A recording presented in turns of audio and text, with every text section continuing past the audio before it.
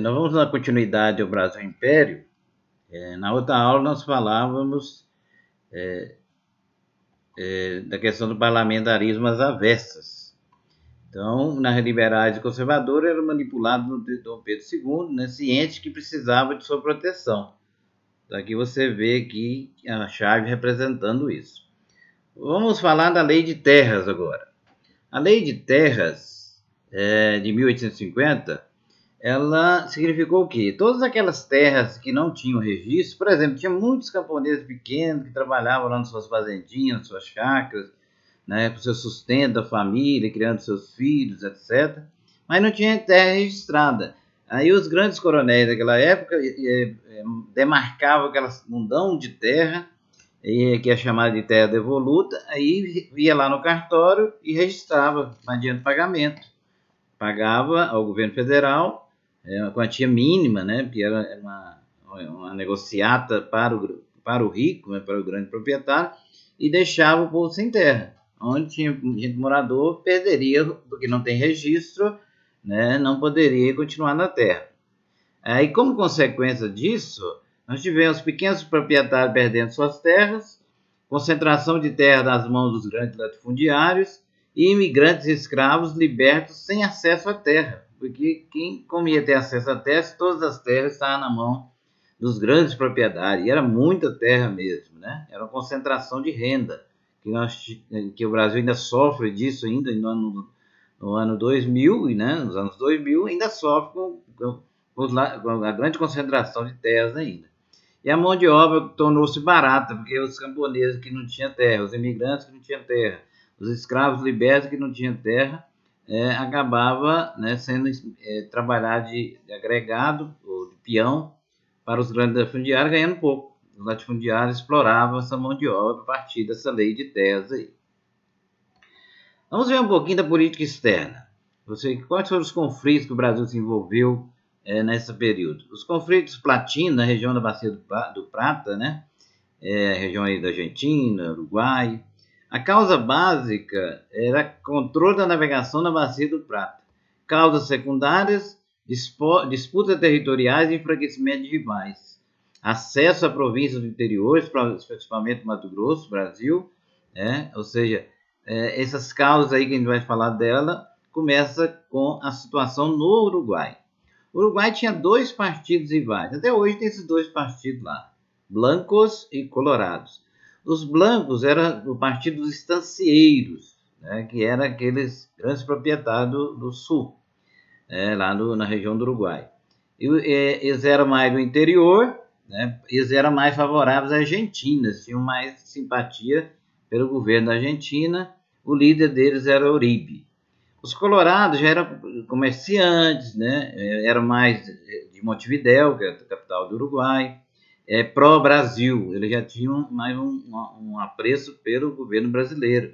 O líder dos colorados era Rivera. Então você tinha Uribe contra Rivera, uma situação dentro do Uruguai. Então veja bem o que vai acontecer. A situação na Argentina, Buenos Aires versus interior. Buenos Aires tinha Rosas, né, apoiado pelos blancos do Uruguai. E o interior, Corrientes e Entre Rios, né, Urquiza era apoiado pelos colorados do Uruguai e pelo Brasil. Então, dentro da Argentina, né, você vai ter aqui, né, uma influência maior. Aqui está o Uruguai, aqui está a Argentina, aqui Montevidéu, aqui Buenos Aires, capital da Argentina. Então, o Rio da Prata é esse aqui, ó. Né, significa aqui que tinham os portos, né, para exportação de produtos e importação de produtos, né, que vinham por aqui. Até hoje é um grande porto lá nessa região. Em 1850, o Brasil se envolve. Há uma guerra entre Ourives e Rosa, aqui no Uruguai, guerra mesmo, né? E o Brasil invade o Uruguai. Invade o Uruguai, né? E a Argentina, invade os dois, e depõe os governantes de lá. Ou seja, na Argentina vai assumir Rivera, Colorado, Uruguai, e Urquiza na Argentina. Isso para atender os interesses do Brasil. Então foi um conflito começado por aí. Em 1864, o Brasil vai se envolver uma nova guerra, agora contra Aguirre, né, no Uruguai. Você vai ter, o Brasil vai invadir o Uruguai depõe Aguirre, que estava no poder nesse período, né? Outra situação agora. E coloca no seu lugar o colorado Venâncio Flores, que era simpático ao Brasil. Entrou aqui e depois o governador, que é o Cerco de Montevidéu. O equilíbrio no prato é rompido. Aguirre tinha acordo com o líder paraguaio Solano Lopes. Então veja bem, Aguirre era simpático com o Solano Lopes. Qual que era o acordo dele?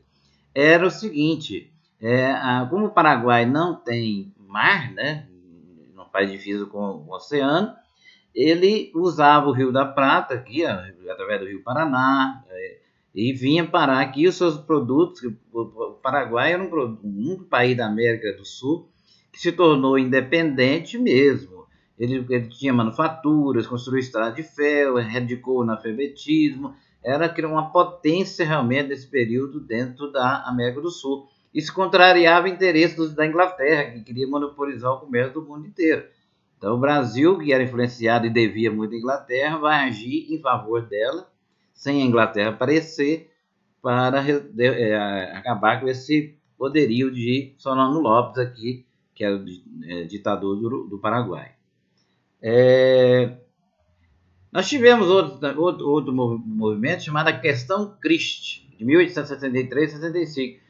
Foi um momento que o Brasil e a Inglaterra ficaram com relações diplomáticas cortadas. O que aconteceu? Pela lei que eu falei do Tratado de Aliança e Amizade, isso foi falado lá na época da vinda de Dom João, o súdito inglês, se estivesse no Brasil, ele tinha que ser julgado pelas leis da Inglaterra e não pelas leis do Brasil. Isso foi um acordo diplomático feito, né, na época de Dom João, ratificado depois por Dom Pedro I, e que estava valendo. A causa dessa questão foi roubo de carga de navio inglês naufragado no Rio Grande do Sul. A Inglaterra exige indenização e começa a confusão, né? Aí alguns marinheiros ingleses que estavam lá no Rio de Janeiro fazendo suas arruaças, né, foram presos. A Inglaterra exige desculpas, porque não podia prender cidadão inglês dentro do Brasil. Então, Christie, né, que era o embaixador inglês do Brasil, aprisionou 5 navios brasileiros no porto do Rio de Janeiro a título de indenização pelo roubo da carga lá. Aí o Brasil, como devia muito para a Inglaterra, vai pagar a indenização, mas também exige desculpa da Inglaterra por invadir o porto do Rio de Janeiro. Aí Leopoldo I da Bélgica, que era rei da Bélgica, ele vai fazer um julgamento. E ao julgar isso, é favorável ao Brasil. Aí o Brasil rompe relações diplomáticas com a Inglaterra. Aí, em 1875, a Inglaterra, desculpe-se oficialmente, acaba a pendenga. O Brasil continuou grande devedor, né, da Inglaterra. Então, na próxima aula, né, nós vamos falar da Guerra do Paraguai. A Guerra do Paraguai ela foi uma guerra que destruiu não só a economia do Paraguai, mas a economia da Argentina, do Uruguai e do Brasil, porque ela foi muito dispendiosa e financiada pela Inglaterra. Ok? Até a próxima!